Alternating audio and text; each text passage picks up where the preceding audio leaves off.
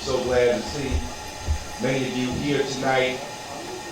This is a joyous occasion for the People's Organization for Progress. When he came to us at our first meeting in May, he was Councilman Baraka. Today he is Mayor-elect Baraka. We're so glad to have him here tonight.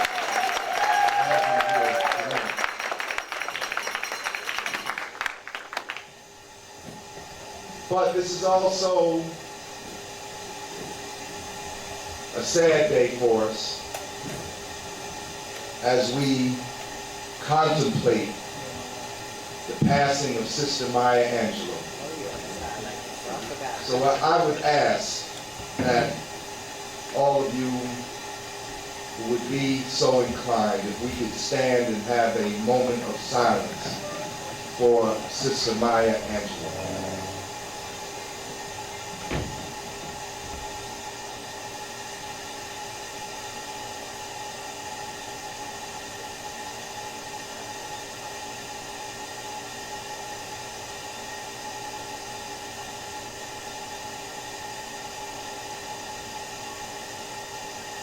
Long live Maya Angelou. Long live Maya Angelou.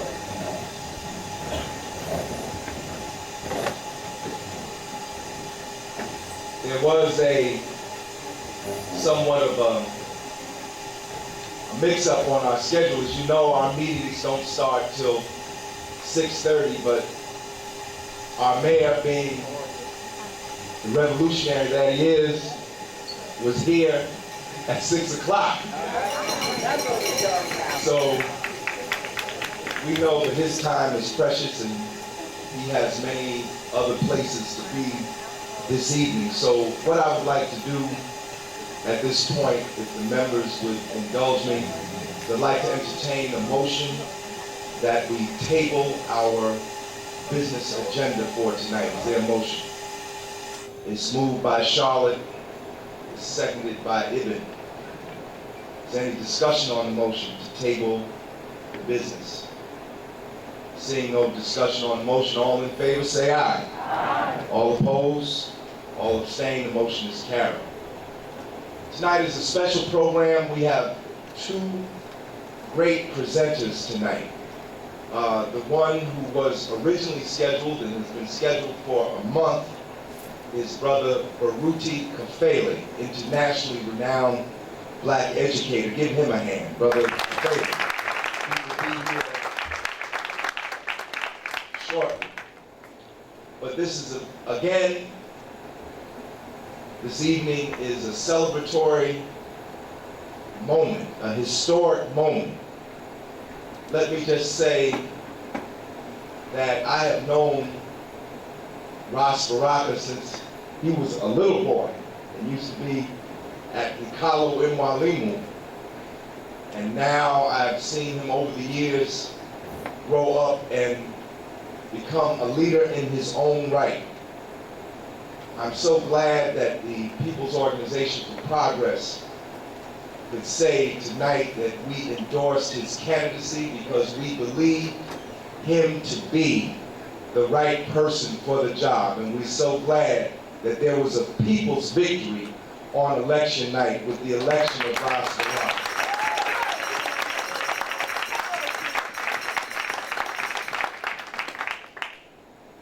This is a young man who is a son of Newark, born and raised in Newark, attended Newark public schools, graduated, went to Howard University where he distinguished himself both as a scholar and an actor.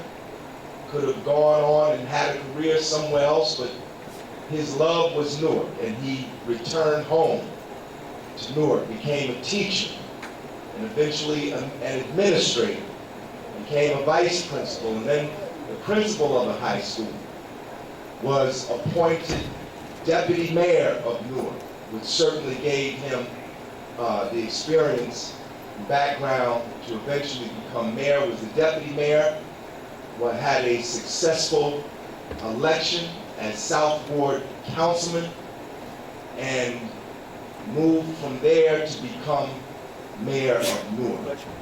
We are here tonight And I want to say that we in the People's Organization for Progress, we supported Mayor Baraka during his election, but we also want everybody to know that the real work is now, and now is when he needs our support the most.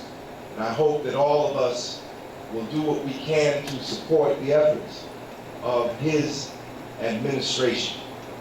So tonight I'm proud to bring to you Mayor-elect, and on July 1st, the next mayor of Newark, New Jersey, Ras J. Baraka.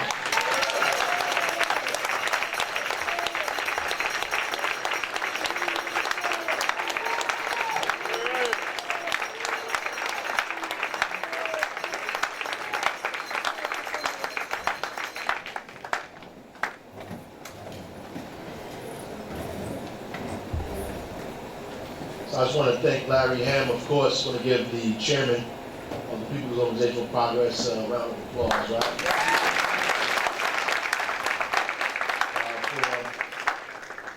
For consistency, more than anything.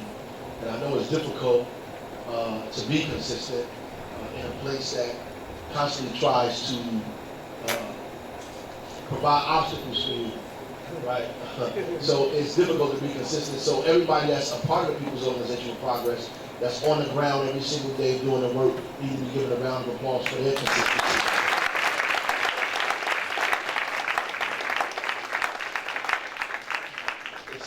It's especially in the crises that we face in these cities and in this country, period. You know, particularly where Black, brown, and poor people live. In America, the difficulties there is difficult to be consistent. I want to applaud you on the over 100 some odd days of economic justice standing out there on Springfield Avenue, 381 days. That was a historical feat in and of itself. And I want to thank the folks, especially the folks that are Newark residents that came out and supported our election on May 13th. That made it possible for us to defeat this machine the way it lined up against us. Right? So I was telling some other folks that, you know, we had the entire machine against us, even though they tried to characterize it another way. Right. They did that for their own benefit, hoping that the people would be asleep. They said that I was the candidate of the machine when the party boss in the North Ward supported my opponent. The party in the East Ward supported them. The party in the Central Ward supported them. The party in my ward, in the South Ward, supported them.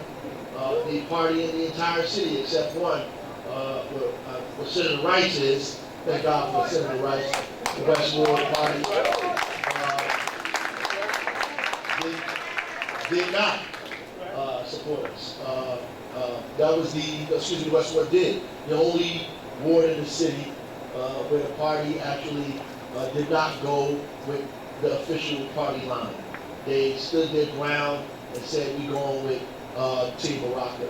And you know, I'm grateful to the district leaders and the residents and the folks up in the West Ward and Senator Rice for holding the line up there. Not only that, we had tons of money against us. George Norcross and his brother in the South.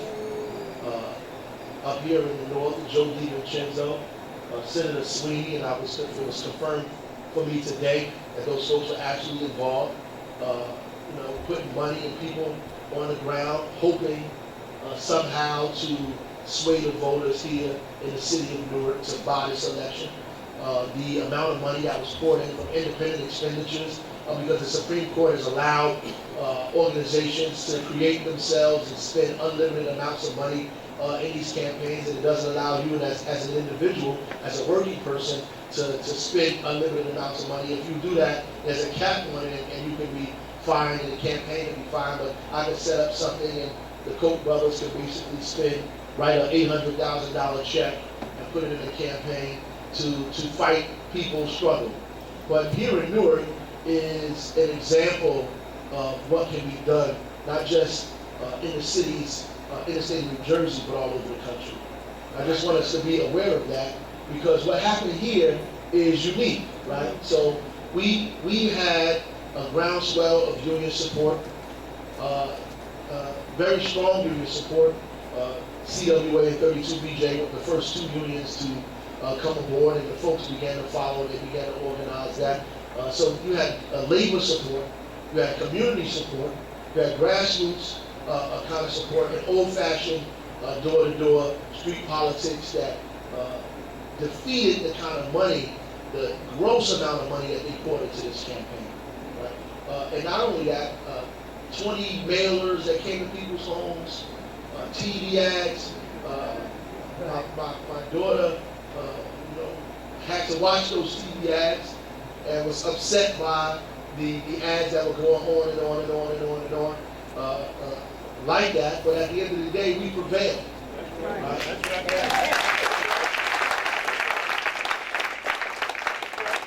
And I say we prevailed because we did. We prevailed. The city prevailed. Not me. We did this collectively together, and that was just the first leg.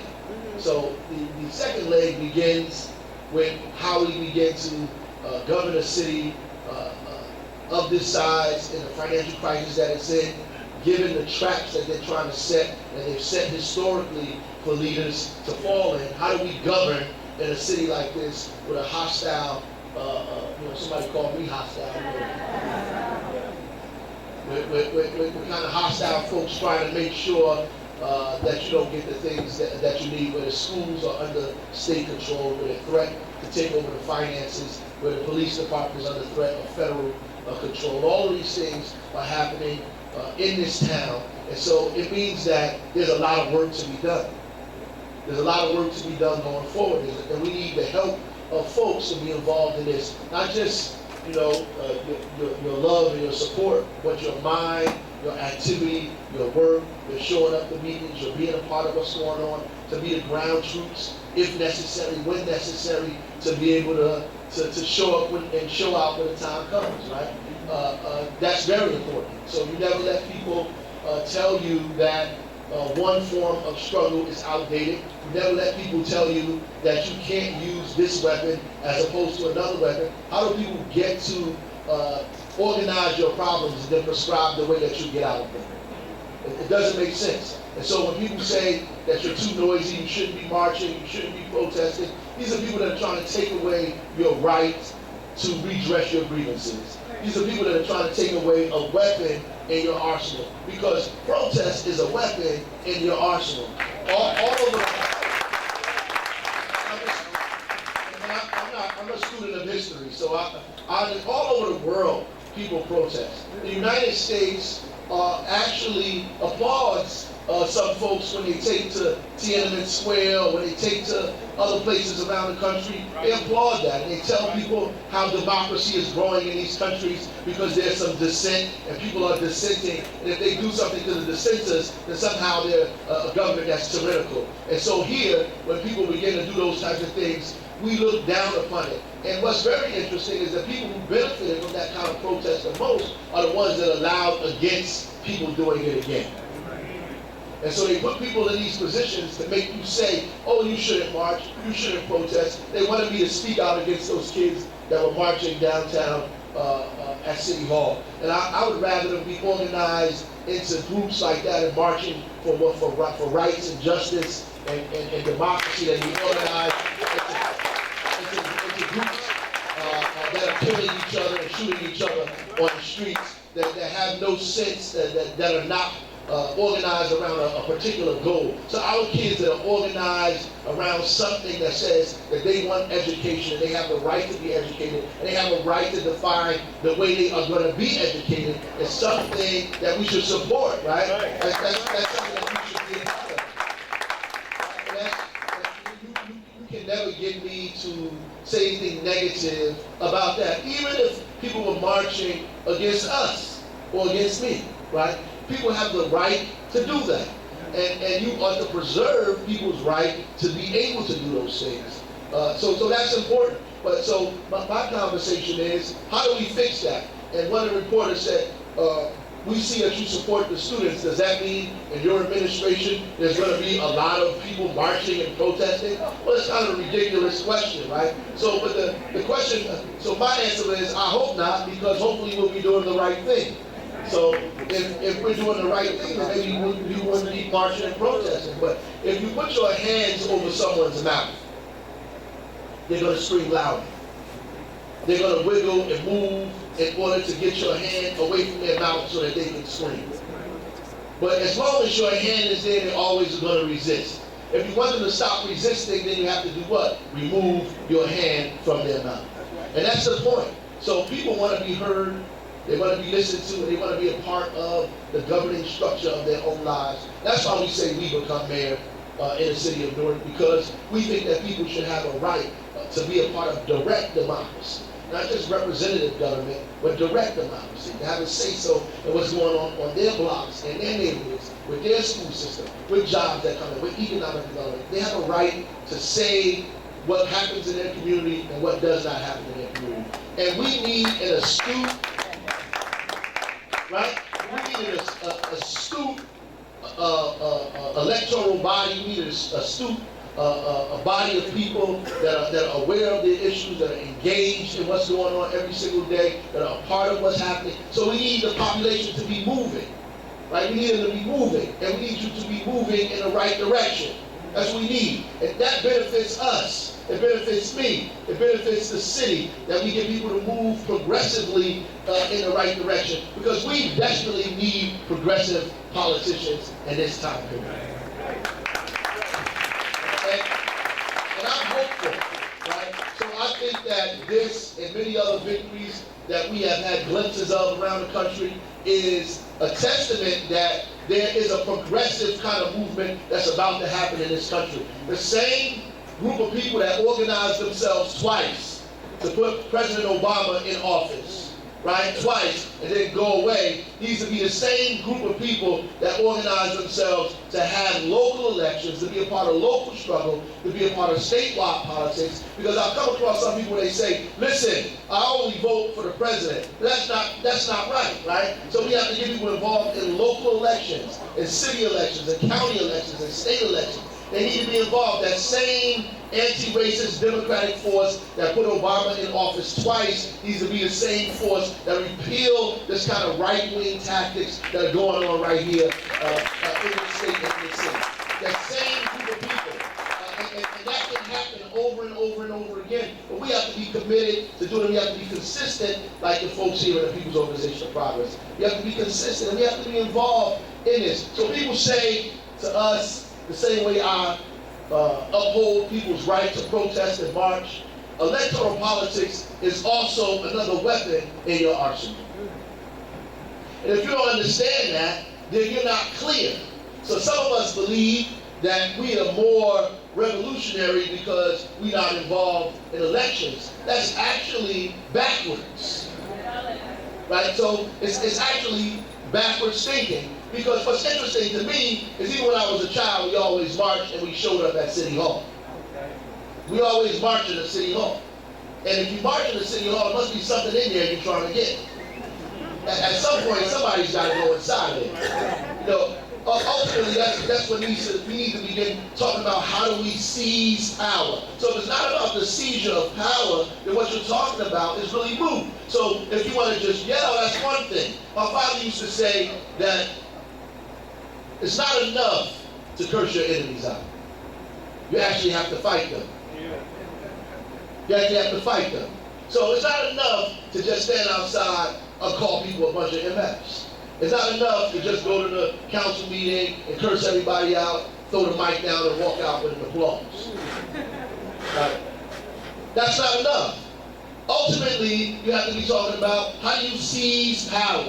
How do you seize political power? How do you seize economic power? How do you make economic justice a reality, economic equality a reality in this country? How do you make social equality a reality in this country? Because look, we are 60 years after Brown versus Board of Education, and America is still probably one of the most segregated places in the world, right? So our our school system is the most segregated. There's two things that we're probably in the top 3 on around the world. One of them is poverty, the other one is segregation, right? So we're probably the most segregated. New Jersey is probably one of the most segregated states. And the school system is extremely segregated. In fact, Baraka said that Newark public schools had double segregation. They call them apartheid schools, right? Where schools are not just segregated by race, but they're also segregated by class, by economy, by riches and wealth. So you have schools where they're 90% African American students and 90% poverty, right? See, these are schools that our kids are in, that they're in like a factory almost. So 60 years later, we still are in the same boat after Brown 1, Brown 2, Charlotte Mecklenburg, after all of the busing cases, after Abbott, we're still in the same situation some 60 years later. So we obviously need a struggle, right? We obviously need to struggle and push back. And in all arenas, that's possible. We need to do that. And we need to do it loudly, right? And we need to do it on an electoral level. We need to do it on a community activist level. You know, we need to do it on all levels possible, because we cannot continue to maintain the way things are and get things for our individual self, while collectively we live in a situation that we all should be ashamed of. We should all be ashamed of the level of poverty that exists in this country. And if you want to talk about Newark, in Newark specifically, we should be ashamed of the level of poverty that exists in this county. We should be ashamed of it. We should be ashamed of the level of segregation that exists here. We should be ashamed of all of the things, the way our school system is being attacked, shut down, the way it is. We should be ashamed of that, right? And the fact that we don't say anything about it is a shameful thing. And when people say that you shouldn't say nothing or scream about it, then I think that is an insane response to stimuli. If a baby is hit, the baby cries out. If you hit a baby and it doesn't scream, then you take the baby to the doctor, right? Because now you're saying a baby got hit and it's not screaming, so it's not responding properly to stimulus, right? So if you're being oppressed or beaten and you're not screaming, then you're having an insane response to stimulus, right? You're having a response that's not normal. The normal thing to do is to say, this is wrong, right? That's normal. And history has proven over years and decades that people have said and fought out, and our job is to carry that baton on. And the death of Maya Angelou, the death of Chokwe Lumumba, the death of my father, the death of many, of Lome Brath, the death of many, says that there's much more work for us to do. Yeah. So we can't just have these kind of historical meetings anymore where we get together and reminisce over the good times. We can't get together and pass out the McDonald's calendar of all of the great heroes.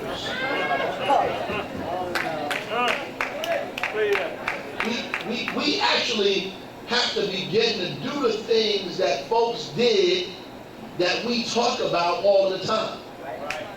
Some of us live still in 1968. We are in a different time. It is time for us to use present day tactics with present day young people and get folks involved in moving this thing forward and passing it and pushing and passing and pushing. Because if you stay in one place, you ultimately go backwards. Because science, I'm an educator, so I know science taught me that a body at rest remains at rest until acted upon by some force, and vice versa, and that all things are really in motion, right? So at the end of the day, it's not going to stay still, it's going to go backwards, right? And if it begins to travel at a rate or at a speed in one direction, it cannot be turned around until it's acted upon by an equal and opposite force. That's right, an equal. So you want to know why we're getting rolled over?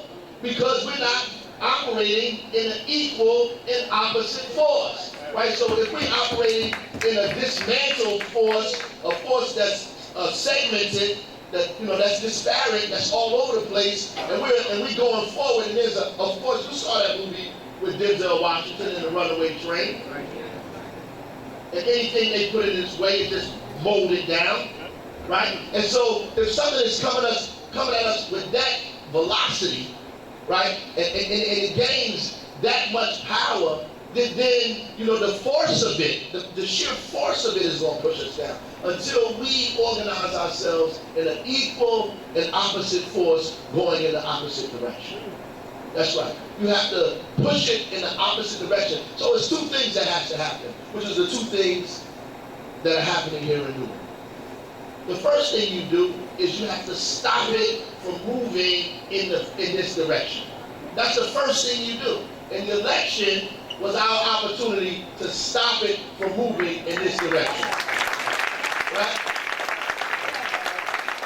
So it comes this way forcefully. We get in the way. The people stood in the way of the force and stopped it.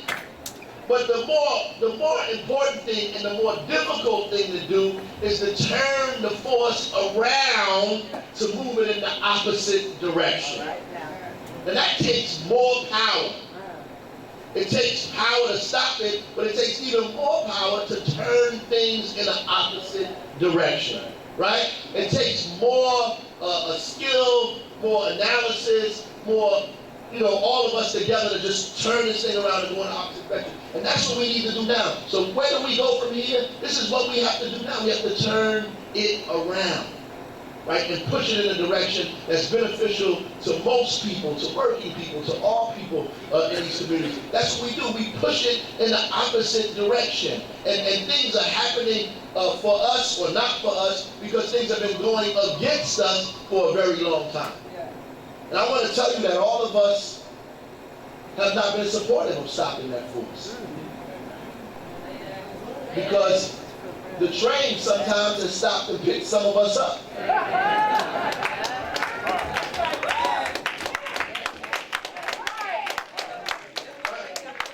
And we get to look out the window at other people standing on the platform while it's driving in the direction opposite of everybody else.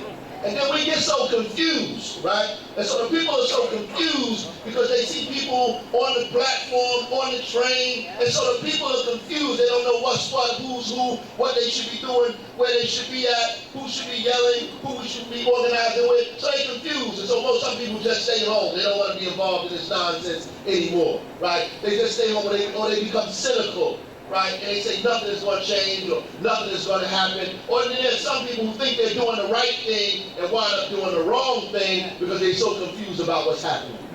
They wind up doing the wrong thing. They think they're doing the people's will when they're doing individuals' will because they're confused about the situation that's going on. Because these people that we're fighting against is smart, right? So I was at a prayer vigil upstairs on yesterday or the day before, one of those days, right? And Reverend Simmons said, when he was praying, he said that there is an enemy.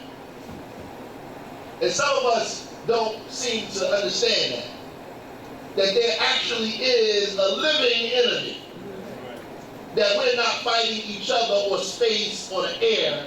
That there's a living enemy. That there's people that benefit off of our demise. Right? That benefit off of a military-industrial complex, that benefit from a prison-industrial complex, that benefit from chaos in public schools, that benefit from the fact that people don't have living wages, that benefit from the fact that everybody is not a part of some kind of organized union or in their job, that benefit from the fact that everybody don't get benefits when they go home, or they benefit from that fact. They get rich and they profit off of the situation that we live in every single day. That there is a living enemy.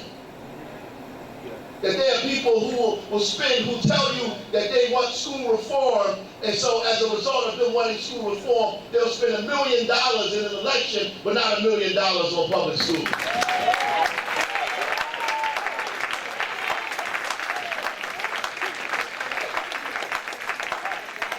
The most contradictory thing is somebody that would write an $800,000 check to slander somebody's name, to destroy public school, and say that there are 4 public schools when they could have just took the $800,000 check and wrote it to the public schools for after-school programs, for extracurricular programs, recreation for youth, for teacher training, for STEM programs, whatever it is you think that we need to improve public schools. And if you have $800,000 to spend in a week, you got a lot more where that comes from to invest in public schools in America to make sure that these schools are strong and our kids are learning all over the country.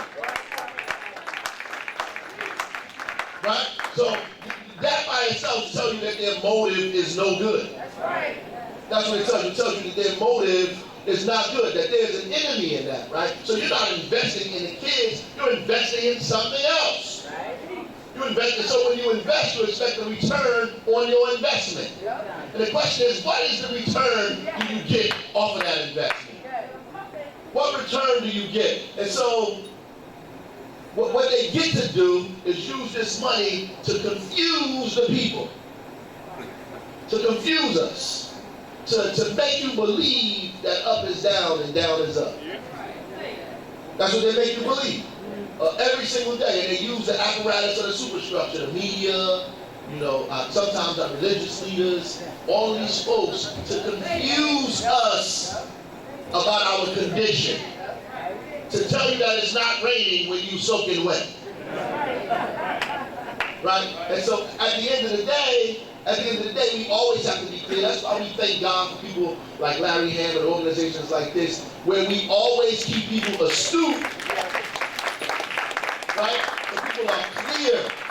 So you become clear on what's going on, so you can even read lies and see the truth. Right? You can read lies and see the truth in the lie. And that's how we have to become. So we have a $93 million close. We have a $93 million deficit in the city. And I told you all of the problems that exist in Newark. And what they want you to believe, finally, is that most of these cities are in the shape that they're in because they're incompetent leaders that are running these cities, and they just don't know what to do. And you're waiting for somebody to show up that has the competency to run the city correctly. And so we've been looking for that person for a bunch of years. And we've been looking for that person all over the country for a bunch of years to show up. And they never show up, and then we get angry and throw him out and get somebody else because we don't understand that the problems that are happening in Newark also happen all over the country. So they happen in Newark, in Cleveland, in Chicago, in New York. They happen everywhere. And so that means that if those things are happening all over the country, that it's not just about individual leadership, it's about a systemic problem that exists in the country.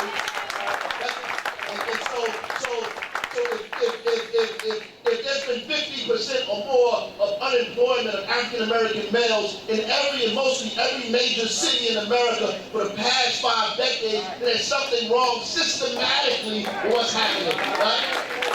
So if public schools are not working, they don't work in your neighborhood, they work in other people's neighborhoods, not just in Newark, but all over the country. We have to begin to think about what's happening in public schools in the inner cities in America all over the country, right? Then you begin to see that when you see that poverty is pervasive, not just in Newark, not just in Newark Southport, but all over the country. Everywhere you go in Chicago and Detroit and East Palo Alto, that there is deep levels of poverty, that there's something systemically wrong and it needs to be addressed.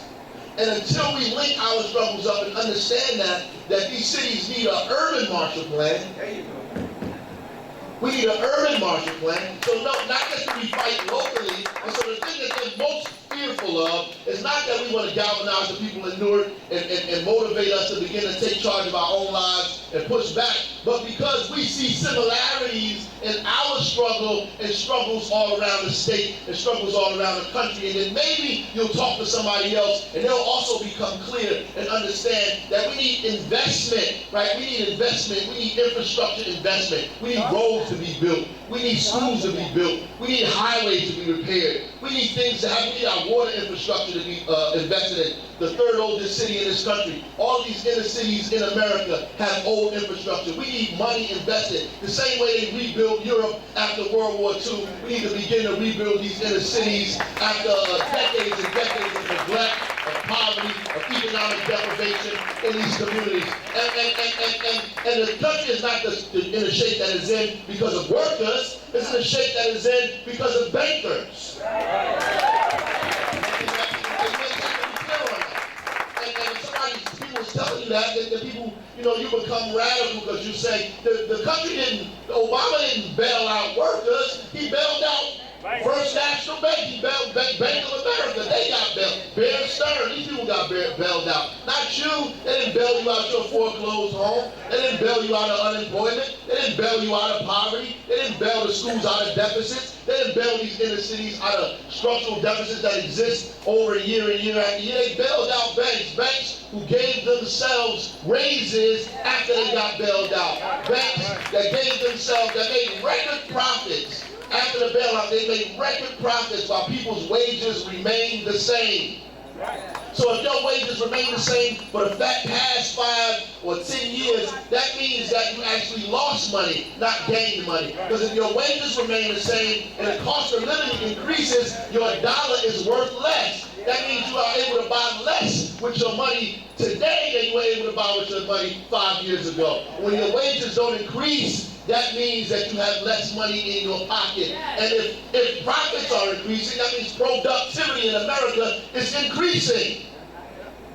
Don't believe that it's not. Productivity in America is increasing. That means that workers are more efficient, they're working harder, but they're getting less for the work that they're doing, and owners are getting enormous amounts of profits from what's happening in this country. Because workers in America are work hard and always have worked hard for years. So I don't want you to be fooled by that. And so we have a lot of work to do, and I need your help. Right?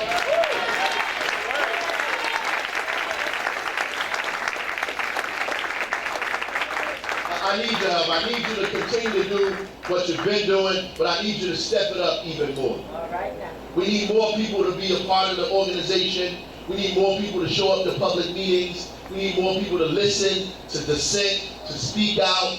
We need more people to do that. And we don't just need you to do it in your own little circle. We need you to do it in a united front. We need you to organize with other organizations. We need you to be a part of what the labor unions are doing. We need you to be a part of what the PTAs are doing. We need you to be a part of what the people that are fighting against, fighting for more low-income housing are doing. We need you to be a part of a united front and show up. And yeah, fight for the things that are important to you. But we need you to link up with other people so we can build that equal and opposite force. That's what we need. And we don't need people that are running these cities that are quiet to the issues that the people are dealing with every single day. So we struggle to take care of people's lives as much as we possibly can, but we speak out against injustice. We speak out against injustice. And so they say they're not ready for your form of government. And I don't know what kind of form of government that means. That means they're not ready for democracy. Then people are not ready for democracy. Democracy is noisy. It's messy. Sometimes it's unruly. As a matter of fact, what we're doing now is nicer than what happened years ago. People used to duel each other in Congress. You know that, Harry? People, they shot each other. Aaron and Bernie, they had pistols in Congress and shot at each other. I mean, we not bringing guns to the school board meeting. They caned each other on the floor of Congress. Caned each other. I mean, so we at least progressed from that, right? I mean, the idea that you should be quiet is ridiculous. Say that.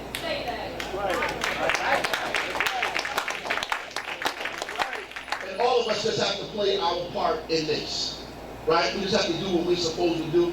And there's a lot of plans that we have for economic growth, for job creation, to make our schools better, to do all of these things that we need to do to build a beautiful and strong city, a community-led and run city. But that can only happen with your help and your support. There's no one person that has magic beans in their pocket, right? There's no dust to sprinkle on everything and say everything is going to get better, right? Your job is not to vote and go home and watch SpongeBob, right? Your job is to get out here and be involved in every place that you can be involved in. That's what we need you to do, right? There's at our inauguration, July 1st, we want to show the state of New Jersey the level of support that we have in and around this city. So we're going to have our inauguration outside.